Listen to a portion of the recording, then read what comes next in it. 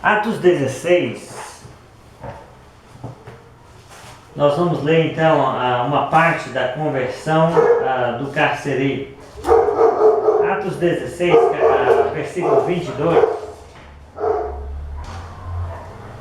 diz assim: levantando-se a multidão unida contra eles, e os pretores, rasgando-lhes as vestes, mandaram açoitá-los com varas. E depois de lhes darem muitos açoites, os lançaram no cárcere, ordenando ao carcereiro que os guardasse com toda a segurança. Este, recebendo tal ordem, levou-os para o cárcere interior e lhes prendeu os pés no tronco. Por volta da meia-noite, Paulo e Silas oravam e cantavam louvores a Deus, e os demais companheiros de prisão escutavam. De repente sobreveio tamanho terremoto que sacudiu os alicerces da prisão. Abriram-se todas as portas e soltaram-se as cadeias de todos. O carcereiro despertou do sono e, vendo abertas as portas do cárcere, puxando da espada, ia suicidar-se, supondo que os presos tivessem fugido. Mas Paulo bradou em alta voz: não te faças nenhum mal, que todos aqui estamos. Então o carcereiro, tendo pedido uma luz, entrou precipitadamente trêmulo, prostrou-se diante de Paulo e Silas.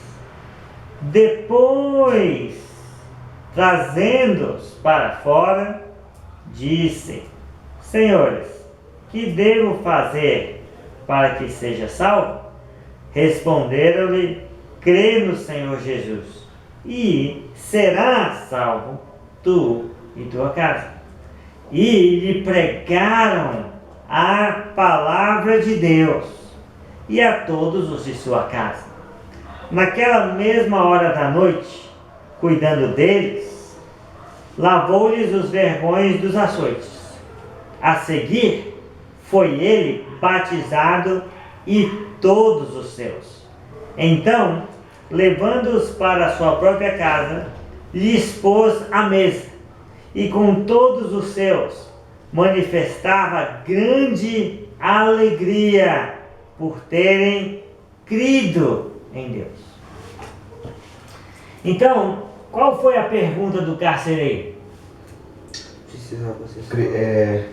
O que eu preciso para ser salvo? Exatamente, novamente a pergunta mais importante do Novo Testamento. Como no dia de Pentecoste, o carcereiro também faz a mesma pergunta: senhores, o que eu faço para ser salvo? O que eu devo fazer para me salvar? Está vendo? O carcereiro fez essa pergunta não ansioso, não trêmulo, já tinha passado o choque, e ele, quando trouxe o Paulo e Silas para fora, então ele fez essa pergunta: senhores, o que devo fazer para me salvar? Então, olhando aí versículo 31 e 33, cite pelo menos duas coisas que foram a resposta de Paulo. No versículo 31 e no versículo 33, cite pelo menos dois elementos da resposta de Paulo à pergunta do carcereiro. Crê no Senhor, serás salvo.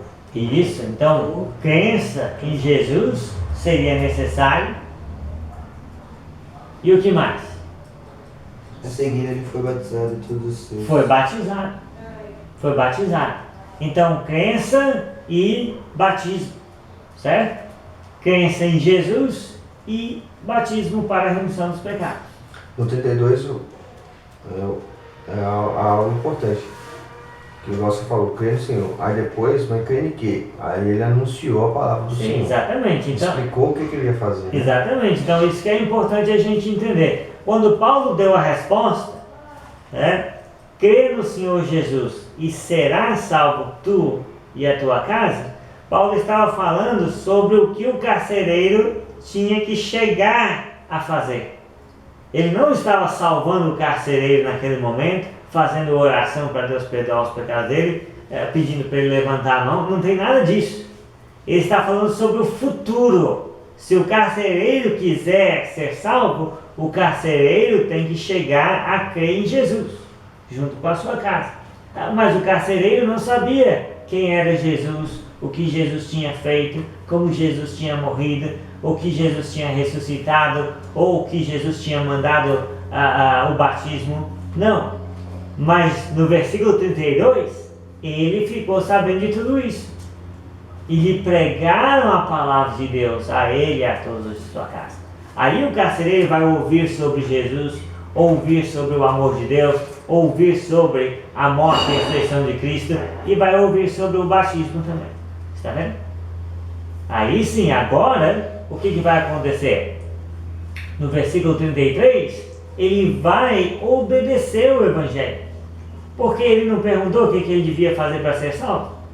Então Paulo respondeu, agora a parte dele é obedecer ao que ele precisava fazer para ser salvo. E aí então, né, ele foi batizado e todos os seus familiares, provavelmente. Todos os seus familiares, sua esposa, seus filhos, suas filhas, né, que tinham capacidade mental e suficiente para também ter ouvido a palavra de Deus que foi pregada, né, e ter a mesma resposta. Né? Então está vendo que aqui então ele foi batizado. E aí sim, note bem o versículo 34, que eles manifestaram grande alegria, por quê? Por terem crido em Deus. Então está vendo que essa palavra crido em Deus está dizendo que eles já terminaram de crer. Está falando sobre o passado, eles já creram, já são crentes, já são fiéis. Então você tem, note bem, no versículo 31, você tem crença apontando para o futuro. No versículo 33, você tem o batismo. E no versículo 34, você tem crença apontando para o passado. Então, crença no início, batismo no meio, crença no final. Então, a crença no sentido bíblico inclui o batismo. Inclui o batismo. Então, quando eles batizaram, então de fato Lucas constatou, eles creram em Deus. É isso? Se eles não tivessem batizado, Lucas não teria escrito que eles haviam crido em Deus. Porque a crença no sentido bíblico inclui o batismo. Não batizar seria o mesmo que não crer. Eu tenho, nossa, eu meditei aqui agora, a gente tem ouvido falar, o pessoal pega aquela passagem que fala assim, a fé sem obras é morta. Olha, eu não meditei aqui agora, não posso estar errado, mas eles usam isso muito para falar sobre a fé sem morta é obra, porque tipo assim, se você está mal, você não está dando dinheiro por você não tem fé, né? Você não está comprando seu carro, você não está comprando sua casa, sua fé está morta. Para mim, eu tive um entendimento aqui desse texto que é o seguinte, a maior obra da fé é você crer em Jesus Cristo. Sem dúvida. É a maior obra da fé, porque a fé sem obra é morta. A maior obra é crer em Deus, porque Jesus falou, vocês que me viram, são bem-aventurados, mas mais bem-aventurados os que não me viram e creem em mim. Sim. Então você crer em Deus, que você nunca viu, eu acho que é uma obra de fé muito grande, assim, para você crer nesse Deus Todo-Poderoso. Eu vejo nesse contexto, sabe? Que é algo simples, mas ao mesmo tempo maior do que qualquer coisa que existe nessa face da Terra, porque envolve a eternidade, né? Não envolve um momento, porque a nossa vida é feita de momentos, né? A gente não sabe o que vai acontecer daqui a 20 minutos, né? Só Deus sabe. Nós estamos vivendo este momento, cada segundo, cada vez. Mas envolve a fé em Jesus Cristo, envolve a eternidade. Então ela não pode ser vista num simples ato, mas no principal ato do ser vivente, do ser humano. Eu tenho esse contexto. Acho que para mim ficou bem mais profundo assim. Muito bem. Então a crença em Jesus nos leva em direção a Ele, né? Então a porta. Então essa fé não é morta, essa fé essa fé não está sem obra, ela está com obra. A obra é arrepender, A obra é aqui confessar, dentro, é aqui batizar, perseverar, Aqui né? dentro, aqui dentro. Ter um compromisso Mudança e de obediência. caráter, de postura, né? Exatamente. A obra. Como o carcereiro, A né? obra. Nós vemos aqui como é que o carcereiro se sentiu depois de ter sido batizado. Feliz. Feliz. Né? De um homem que estava a ponto de suicidar horas atrás, agora ele estava manifestando grande alegria por ter crido em Deus. Agora ele estava à mesa, né, fazendo uma confraternização com seus novos irmãos, Paulo e Silas, e ali já a primeira igreja se reunindo né, naquela cidade, né, de Filipos. Né? Já tinha outros irmãos da casa de Lídia, mas agora também tem outros irmãos na casa do carcereiro, e tudo é a mesma igreja de Deus. Então nós vemos aqui na conversão do carcereiro, o carcereiro creu em Jesus? Sim. Ele creu. Ele se arrependeu? Sim. Ele se arrependeu. Né? Então nós temos aí, lavou-lhes os vergões dos açoites. Né? Então é possível que eles pudessem, o carcereiro pudesse ter participado também nos castigos, né, infligidos aos apóstolos. Pelo menos ele prendeu os pés no tronco, né? E para que não fugisse, isso também causava algum ferimento, mas ele cuidou deles, né? Nossa. Isso mostra uma atitude humilde de arrependimento. Valendo, nossa, aí vale. Então, você tocou no ponto que eu não tinha parado para refletir. O que é o amor de Deus, né? O que é o amor? E quando a gente entra em nós, o amor de Deus, porque esse amor aqui não é de Paulo de si, esse amor é sobrenatural. O próprio cara que acabou de dar um couro provável, né? Ou então maltratado. Participado, pelo menos então, concordado com aquele castigo, obviamente. Então com certeza ele foi bruto na hora de. A gente não vai imaginar que ele chegou igual a moça. Ele tinha uma ordem, né? De guardá-los com toda a segurança.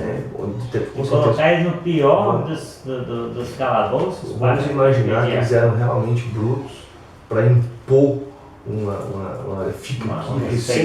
respeito àquela negócio todo. Carcereiro não é gracinha, né? Você sabe. E carcereiro é. Paulo, através da mais no Império Romano, naquelas prisões fétidas. Né? Então, Paulo, o amor de Cristo, isso não é amor mundano, não é amor fingido que Jesus fala, o amor que vem só do céu, que é através do Espírito Santo que tem na nossa vida. O próprio cara, na mesma hora, no mesmo dia, provavelmente, pelo texto não fala que ele mudou um dia. Mudança drástica, né? Ele conseguiu levar a palavra de um cara que maltratou ele.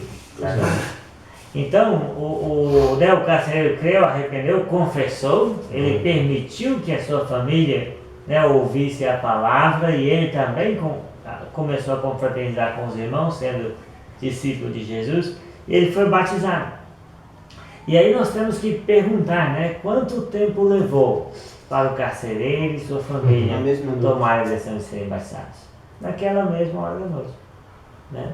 Por que não esperar, né, mais tempo, estudar mais, ou um dia amanhecer?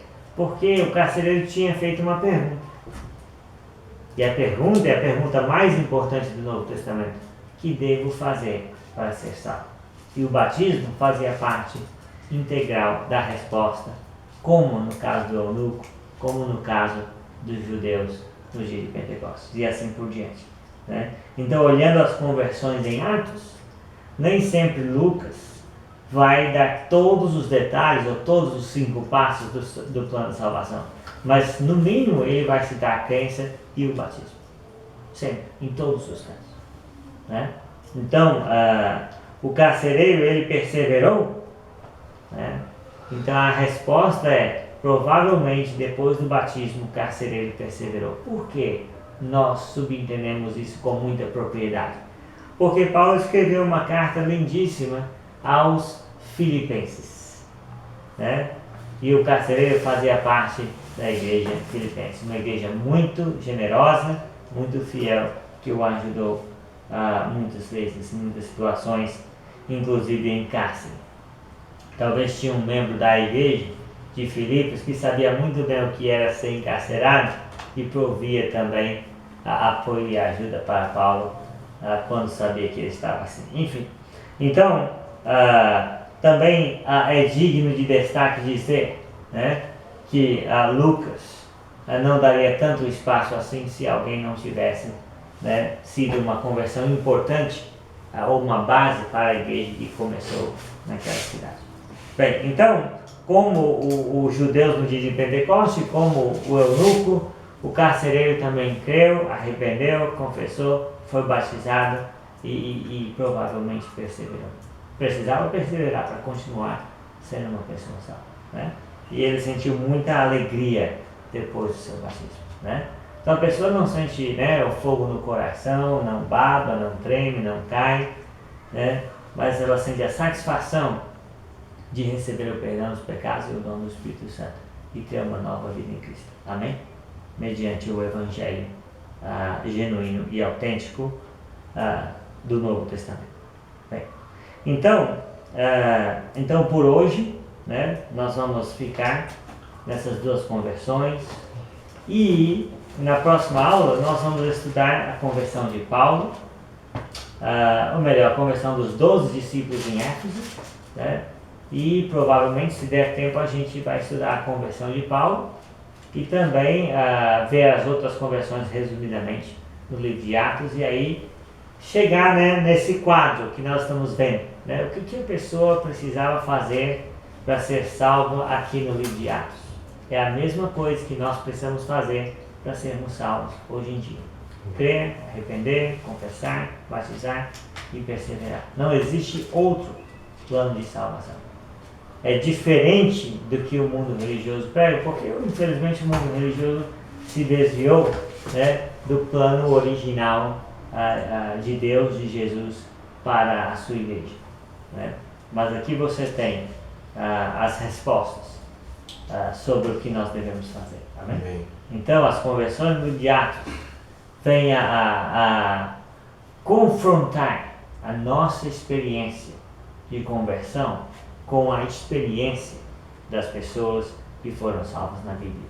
E se a nossa experiência de conversão não é um espelho daquelas conversões que nós encontramos no Novo Testamento, em especial no livro de Atos, então nós precisamos nos espelhar e ter uma nova conversão parecida, ou semelhante, ou baseada no mesmo modelo de conversão que nós temos na Escritura. Amém? Assim nós acreditamos que vamos ter o mesmo resultado que eles tiveram. Porque o plano da salvação não mudou. É nós que temos que mudar e nos sujeitar ao mesmo. Amém? Amém. Muito bem.